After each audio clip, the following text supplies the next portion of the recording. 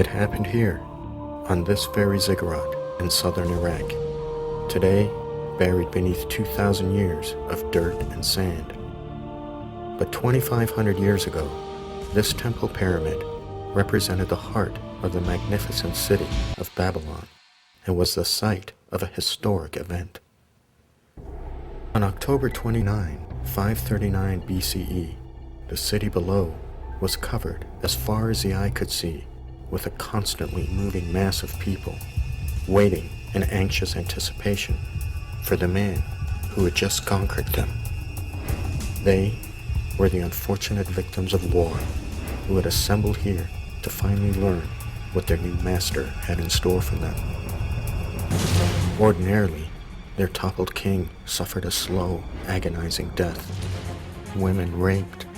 Those lucky enough to escape death were deported into slavery and their city burnt to the ground. It was a conqueror's customary right, known as victor's justice. But this was no ordinary conqueror. No, this victor's reputation for amnesty and reconciliation had preceded him. But in a time before reliable news, no one really knew what to expect. As he emerged from his chariot and climbed the stairs, his nervous audience erupted into a roar of applause, perhaps intended less as cheers of support as they were cries for mercy. As he began to speak, the crowd fell silent. As he had done so many times before, this conqueror would not betray the hopes of his new subjects.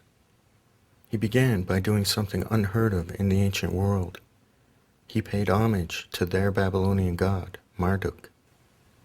Then, in a single fleeting breath, he ordered the release of hundreds of thousands of Babylonian slaves, including some 100,000 Jews from 60 years of Babylonian servitude.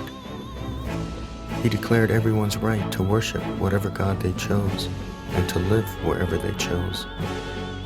This was the revolutionary decree of Cyrus the Great, founder of the Persian Empire.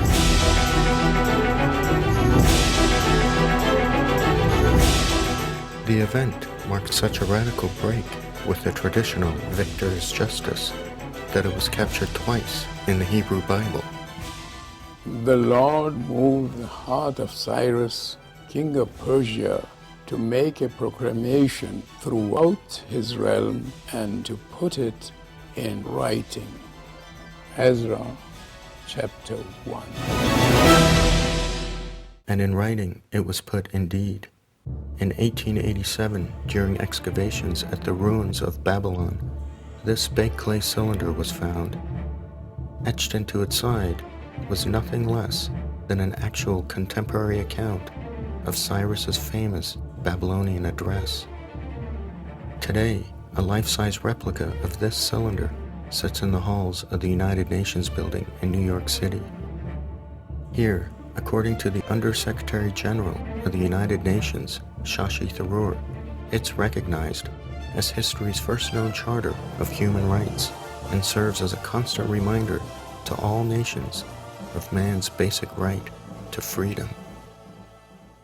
We're very proud to have this Edict of Cyrus here at the United Nations. Here we have the world's oldest human rights declaration, which was proclaimed by Cyrus the Great in 539 BC.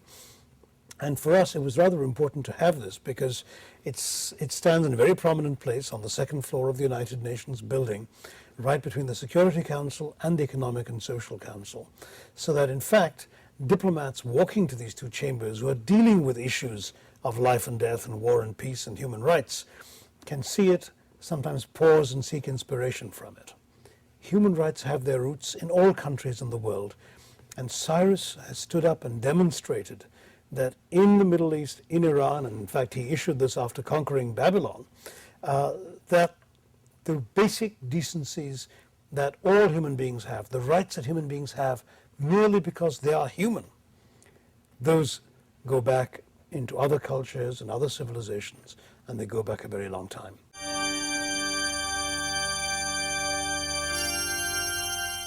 So why should this Eastern conqueror be of interest to the West? Because Cyrus may have had a very real influence on Western democracy. In fact, America's Constitution could be considered a very Persian document. 2 books were required reading for early nation builders. Machiavelli's The Prince, which advocates a government based on fear and deceit. And in stark opposition stood Xenophon's Cyropaedia, or The Education of Cyrus, which argues that government should be benevolent and just, as exemplified by Cyrus's rule. Xenophon was certainly a required reading for would-be world rulers. Xenophon was, of course, creating not a work of entertainment, but a work of education. It was, of course, titled The Education of Cyrus. It was meant as a treatise for the training of princes. It was essentially a manual for statesmanship, for rulership, somewhat like Machiavelli's The Prince in its content. But Machiavelli did famously say that it is better to be feared than loved, whereas the Cyrus of Xenophon's Cyropaedia would say that it is better to be loved than feared. Today, some half a dozen copies of this classic instruction manual can be found here at the Library of Congress in Washington, D.C. This was but one of Thomas Jefferson's personal copies of Xenophon's Cyropaedia. Judging by the U.S. Bill of Rights, there can be little doubt whose path the framers of America's Constitution chose to follow. But Cyrus wasn't just admired as a great ruler. He was the first of history's great conquerors. His battles are still taught at U.S. military academies to this day. Alexander, Caesar, considered him a brilliant military mind. In fact, Alexander is known to have visited Cyrus's tomb on at least 2 occasions, offering sacrifices to the hero whose empire he had just conquered. So with so many films about Julius Caesar and Alexander, why has a factual film about the founder of the mighty Persian Empire never been made? Some have called it a Western bias, that the European story begins with Greece. In the West, we're taught early on that the Persian Empire was a ruthless power bent on enslaving all of Greece.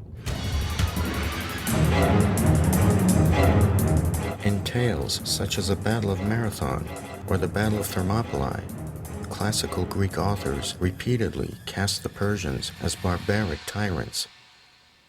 But were they, really? The fact is, history is always written by the victor.